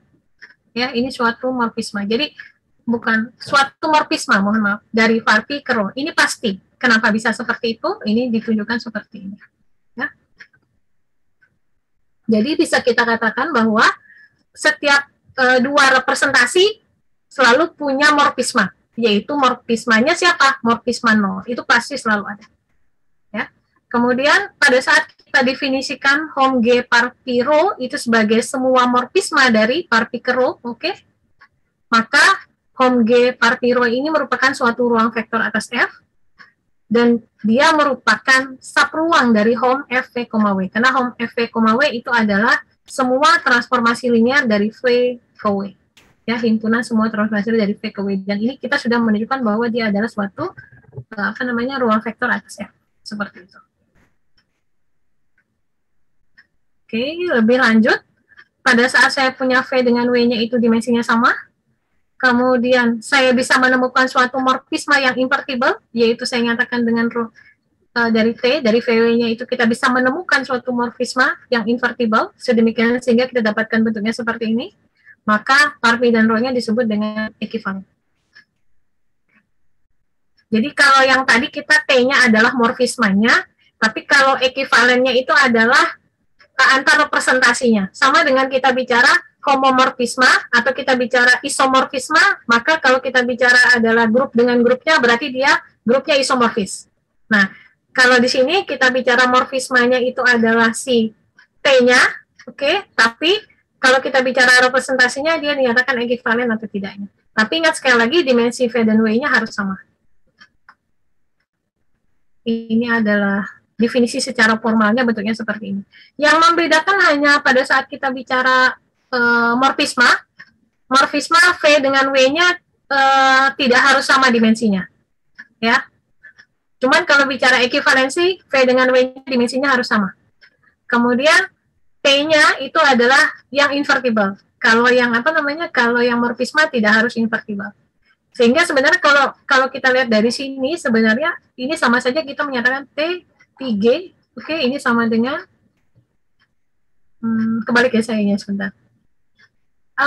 Kebalik. PG T sama dengan T ke si G.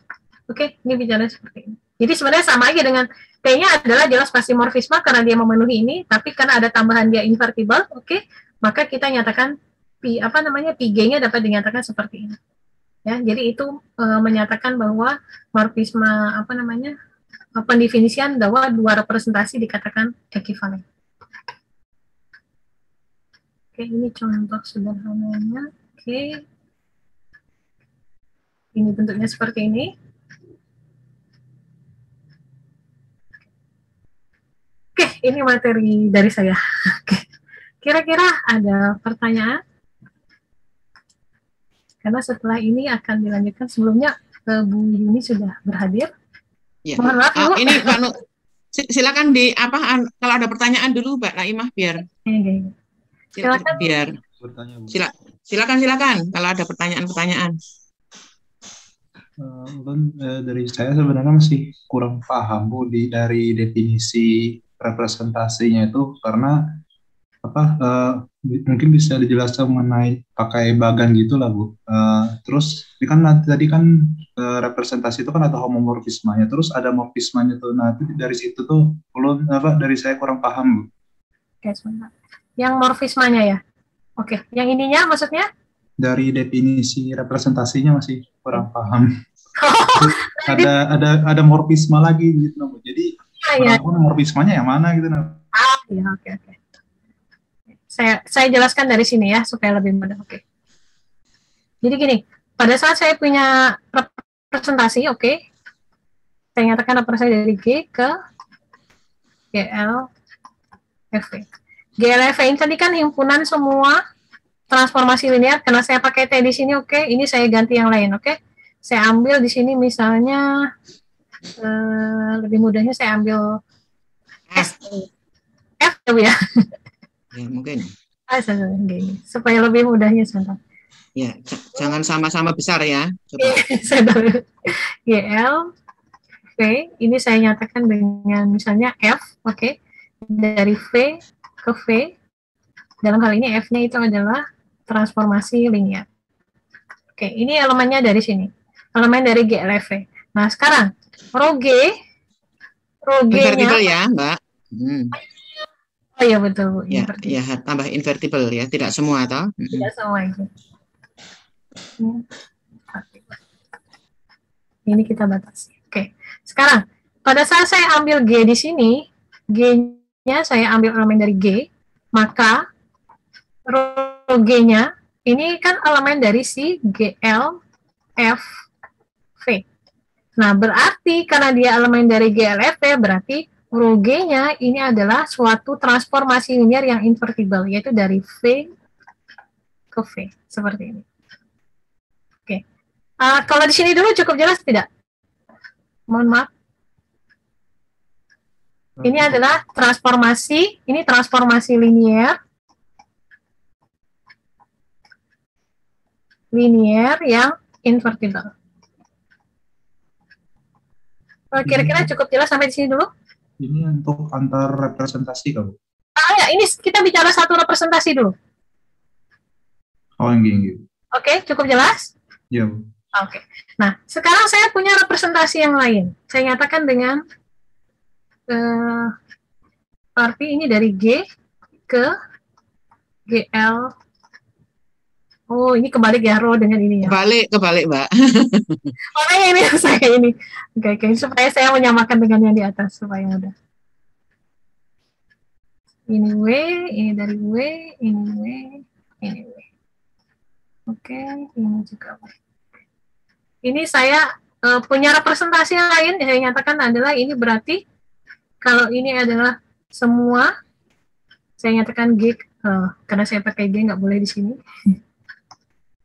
Ini saya ambil H, oke. Ini adalah dari semua transformasi linear dari V ke V, di mana hanya adalah transformasi linear. Ini juga invertible ya, ini invertible. Oke, nah dari sini kita dapatkan juga untuk setiap G elemen dari G, oke, maka kita dapatkan arti G-nya ini elemen dari G, L, F, V. Artinya apa? Artinya kita dapatkan rho G-nya ini dari V ke V. Oke. Nah, berarti kita punya dua buah transformasi linear, yaitu arti G dengan rho G. Oke, kira-kira Untuk setiap G. Untuk setiap G Anda akan punya dua, toh? Ya, betul. Untuk setiap G. Elemen dari si G. Kira-kira cukup jelas dulu di sini? Jelas. Oke. Nah, sekarang. Nah, sebentar, ini kayaknya perlu. Sebentar, saya ini kan. Kayaknya habis ini kosongnya. Oke, atau saya share di tempat yang lain dulu. Saya stop share di sini.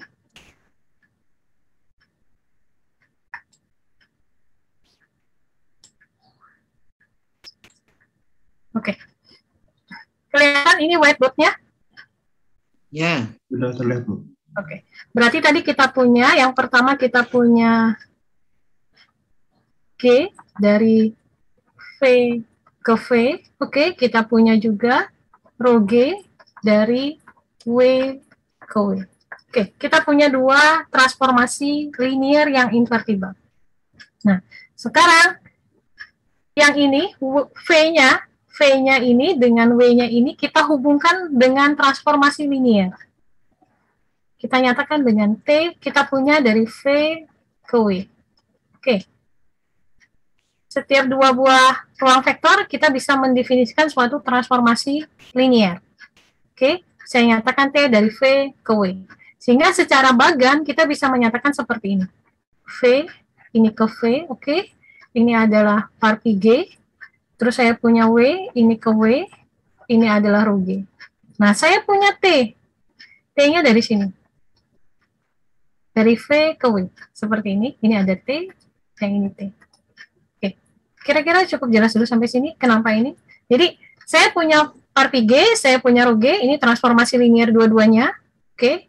Dan saya bisa mendefinisikan suatu transformasi linear yang lain yang menghubungkan antara ruang vektor V dengan ruang vektor W. Seperti ini.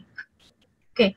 Nah, pada saat ini adalah komutatif, oke, ini adalah bentuk diagram komutatif, bentuknya seperti ini, atau bisa kita katakan T komposisi parti G sama dengan rho G komposisi T, oke, kalau kita bisa menemukan ini, maka kita nyatakan T-nya ini adalah morfisme. Seperti itu. kira-kira apakah cukup jelas? Morfisma kalau untuk setiap G di dalam G berlaku komutatif gitu kan? Iya, Tidak hanya untuk G tertentu kan? Tertentu enggak? Untuk setiap G elemen dari G. Seperti itu. Kira-kira apakah cukup jelas? Sementara cukup jelas, Bu. Oke. Yang lainnya adakah yang mau ditanyakan?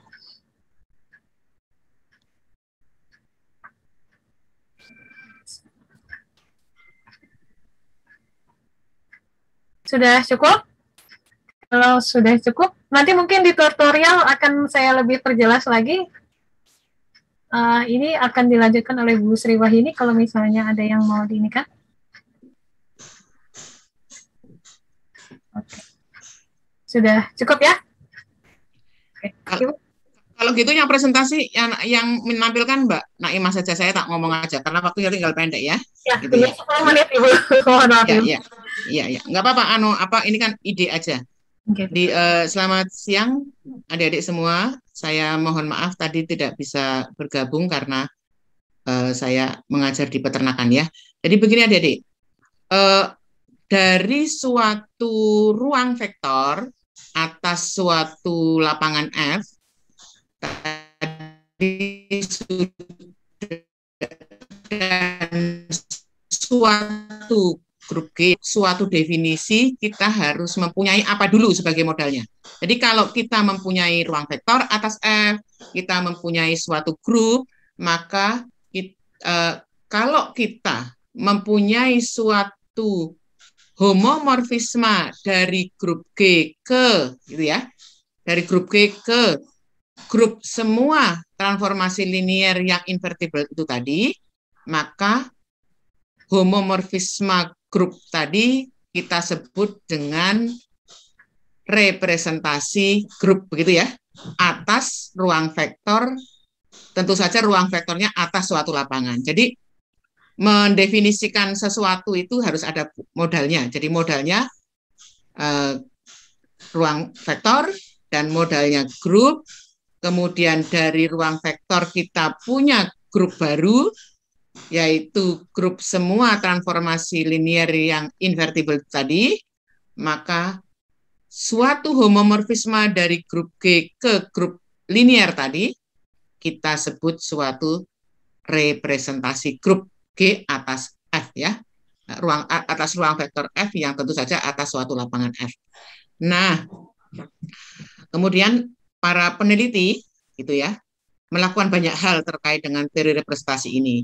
Yang pertama ya, yang mungkin saya sedikit sampaikan dulu bahwa kalau G-nya, kalau kita bermain pada G-nya, kalau G-nya itu grup topologis, bagaimana? Yaitu grup yang dilengkapi dengan topologi, begitu ya. Itu bagaimana? Nah, ruang vektornya tetap juga ruang vektor yang dilengkapi dengan topologi.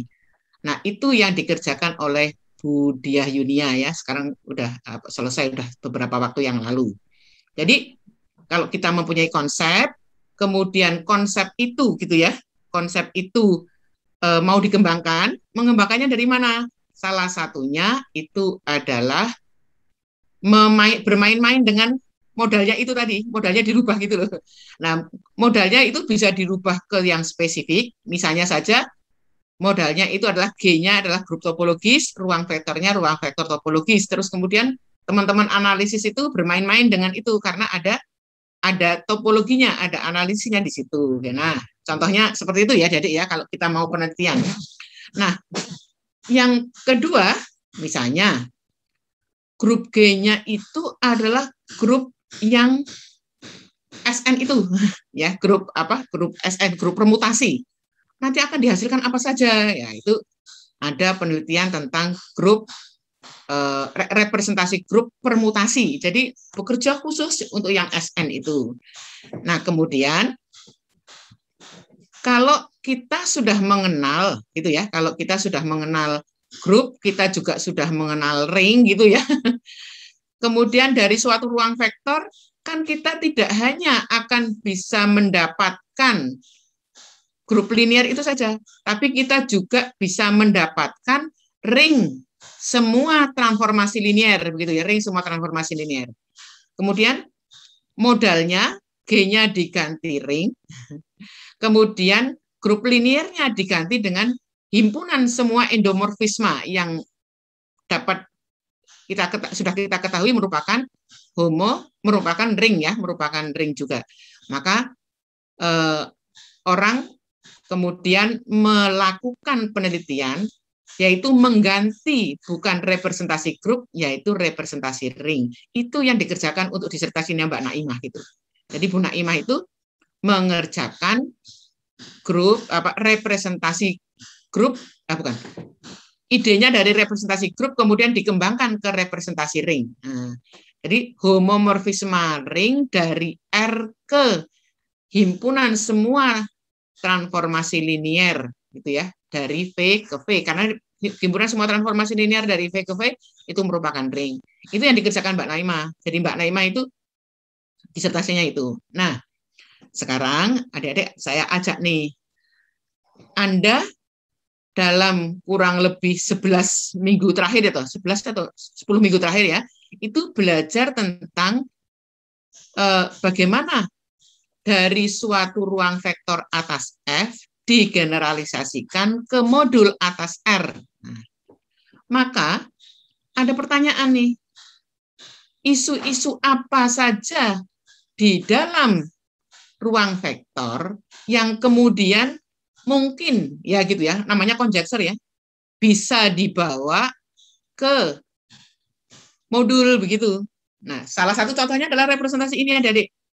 Jadi bermodalkan grup dan bermodalkan ruang vektor atas F gitu sudah berkembang dengan sangat pesat itu teori representasi, yaitu representasi itu apa? Adalah seperti tadi saya katakan homomorfisme dari G ke grup liniernya.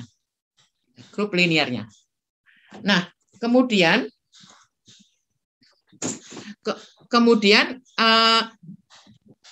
pertanyaannya, apakah modalnya bisa diganti yang lebih umum gitu loh, Adik-adik? Modalnya apakah bisa diganti yang lebih umum gitu?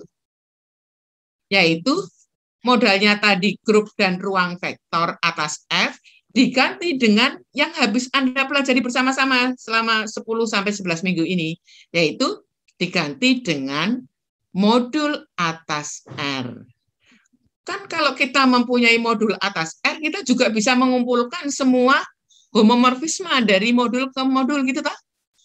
Kalau tadi GL FP itu adalah himpunan semua transformasi linear invertible dari V ke V yang kemudian membentuk grup terhadap operasi komposisi ya, sepanjang dia hanya yang invertible aja.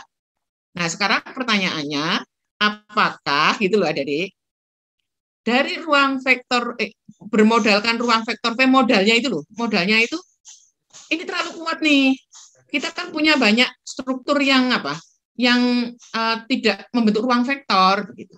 Itu kita modalnya diganti. Jadi kalau tadi modalnya grup dengan ruang vektor atas F, modalnya ini grupnya tetap aja grup. Vektornya diganti dengan modul atas R. Bisa apa enggak? Nah, untuk itu sebenarnya yang dikerjakan oleh Mbak Naimah, yang diuraikan oleh Mbak Naimah dari pagi tadi itu baru introduksinya saja.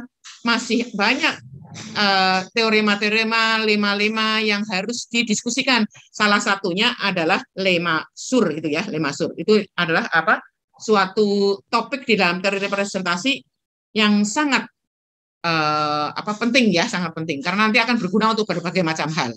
Mbak Naimah itu baru introduksinya saja. Nah, kemudian nanti pertanyaannya adalah pertama, bisakah kita mendefinisikan dengan dua modal yang satu itu adalah perumuman tadi? Nah, tadi permasalahan yang pertama adalah pada waktu kita bicara representasi ruang vektor, itu ya Adik-adik ya, pada waktu kita bicara representasi ruang vektor kan kita butuh dimensi, butuh n ya. Dimensi datanya dari mana? Dari basis. Gitu. Nah, padahal pada waktu kita bicara modul atas suatu ring, itu tidak selalu punya basis begitu. Nah, kemudian dikaitkan dengan rank gitu ya. Kalau nanti punya basis dikaitkan dengan ranknya gitu. Nah, maka dari situ feeling kita pasti apa, Adik? Pasti apa? Oh, kalau begitu untuk bisa mengembangkan teori representasi atas ruang vektor, representasi atas ruang vektor itu ke representasi modul atas R itu, kita harus membatasi diri, yaitu membatasi diri pada apa? Modul yang punya basis begitu. Nah, pada minggu ke-7 atau keberapa ya, itu sudah didiskusikan ya. Salah satu kondisi di mana modulnya itu akan punya basis, karena modul kan belum tentu punya basis. Salah satu kondisi agar modulnya itu punya basis adalah apa? Nah, misalnya mungkin atas daerah dalil utama, atau apa. Jadi nanti kalau ingin mengembangkan ke sana, yang concern yang pertama adalah bahwa kita harus membatasi pada modul yang nanti memiliki basis. Begitu, karena nanti kita akan bekerja dengan basis. Seperti halnya yang pada waktu kita bicara yang representasi apa ruang vektor, grup atas ruang vektor tadi gitu. Jadi itu. Kemudian kalau udah kita membatasi, pertanyaannya adalah apa? Apakah kita itu bisa mendapatkan sifat-sifat yang ada di representasi grup? Misalnya saja Lemasur tadi, Mbak Naimah belum nggak menyinggung sama sekali ya. Apakah Lemasur yang ada pada representasi grup atas ruang vektor itu masih bisa bekerja? Itu adalah area penelitian. Itu adalah menjadi bagian dari kita apa? Bagian dari kita itu melakukan penelitian. Pertama, konjekturnya adalah kita batasi nih pada modul yang bebas. Karena kita butuh basis, kita butuh dimensi. Dalam hal ini bahasa dimensi adalah rank gitu ya. Dimensi adalah rank. Jadi, kemudian pertanyaan lagi, apakah kita juga bisa mendefinisikan ruang representasi, apakah kita sub ruang representasi, kita bisa mendefinisikan ruang representasi faktor untuk modul dan seterusnya. Jadi kira-kira kalau kita itu mau melakukan suatu generalisasi, itu adalah apakah syarat-syarat yang kita pakai di dalam yang khusus tadi, yaitu yang atas ruang vektor atas lapangan itu tadi masih bekerja. Yang jelas itu secara gerambiangan ya. Nanti kan mungkin siapa tahu malah nggak perlu Bu, nggak perlu pakai apa, nggak perlu pakai modul bebas, bisa siapa saja. Mungkin karena melalui teori-teori yang lain, misalnya seperti itu. Jadi kira-kira seperti itu penelitian-penelitian yang mungkin akan bagus untuk dikembangkan pada kasus-kasus yang lain begitu ya, pada kasus-kasus yang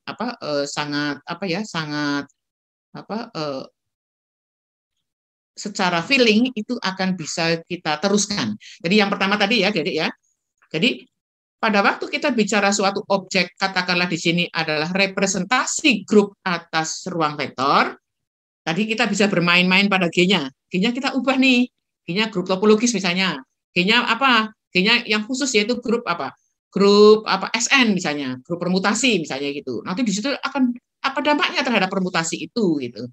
Kemudian yang lebih umum lagi yang baru saja saya bicarakan yaitu apa? Kita mengganti ruang vektornya dengan modul atas R. Termotivasi dari apa? Termotivasi dari karena modul memang generasi dari ruang vektor.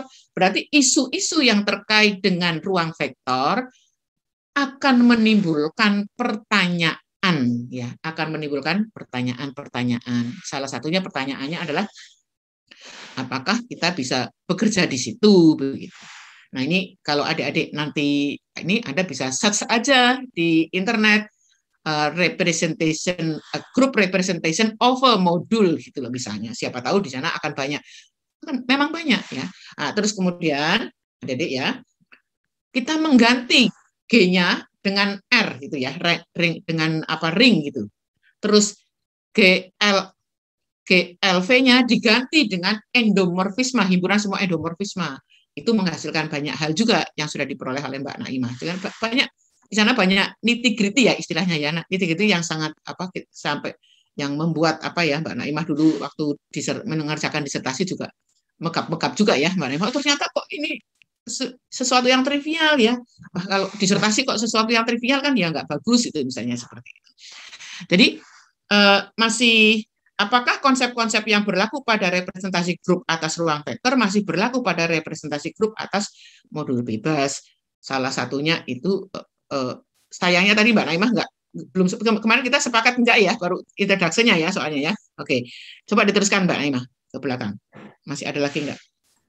Sudah cukup, habis sudah. Ya. Jadi kira-kira seperti itu ya, adik-adik ya. Kalau silakan search ya, Anda googling, ada enggak penelitian yang ke arah sana. Jadi kata kuncinya adalah group representation of a module of a ring, misalnya seperti itu. Siapa tahu nanti akan memberikan banyak manfaat kepada adik-adik, mungkin untuk disertasi atau untuk untuk penelitiannya seperti itu. Itu kira-kira yang saya ingin sampaikan ya. Jadi nanti pertama adalah bermain-main dengan kondisi modulnya apa, supaya hal-hal yang sudah berjalan di dalam representasi atas ruang vektor itu masih bisa berjalan, gitu, masih bisa bekerja, gitu, masih bisa bekerja. Kira-kira seperti itu. Dan juga yang saya belum begitu melihat itu adalah yang kalau G-nya itu diganti dengan aljabar gitu ya Mbak Naimah ya. Jadi kan ada grup, ada ring, ada algebra ya, ada aljabar ya, ada aljabar itu bagaimana? Nah itu nanti ternyata sudah banyak sekali. Itu nanti ada aljabar Weil, ada macam-macam yang bisa dikaitkan dengan fisika kuantum begitu. Ya. Jadi saya hanya mengarahkan ke adik-adik bahwa ini loh, bagaimana kita memunculkan conjecture, bagaimana kita memunculkan problem. Perkara solvingnya nanti ini ya, matematik itu kan problem solving. Jadi jangan sampai mengatakan gini, nggak bisa itu di ruang di modul dikembangkan untuk membuat representasi grup karena di sana tidak punya basis. Ya jangan gitu. Kalau itu yang kira-kira menjadi kendala ya dibatasi. Mari tetap bekerja pada modul atas ruang atas ring yang nanti menjamin dia punya basis misalnya seperti itu. Begitu. Ya. Kira-kira seperti itu. Saya kira itu saja. Mari kita bisa diskusi, Mbak. Moga Mbak Naimah, kalau dipimpin diskusinya. Oke, terima kasih Ibu. Oke, ini kebetulan lewat 2 menit dari jamnya kita. Ya. Kan sudah capek ya, mungkin ya. Saya hanya ini aja. Saya hanya ini memberi tantangan saja. Oke. Kira-kira ini nanti mungkin kita akan melanjutkan di bagian tutorial, jam 11 ya. Ya biar pada punya waktu istirahat ya. Ya. Okay. Jadi kalau misalnya itu saja dari saya ya. Nanti ketemu dengan saya lagi pada minggu terakhir ya, pada kuliah terakhir ya, hari Rabu ya. Oke. Terima kasih banyak Bu Hayuni, Sama-sama. Oke, karena ini kebetulan Mas Uha silakan. Saya kembalikan. Kenapa? Mas Uha. Silakan Mas Uha. Oke, terima kasih Bu Naimah, Prof. Hayuni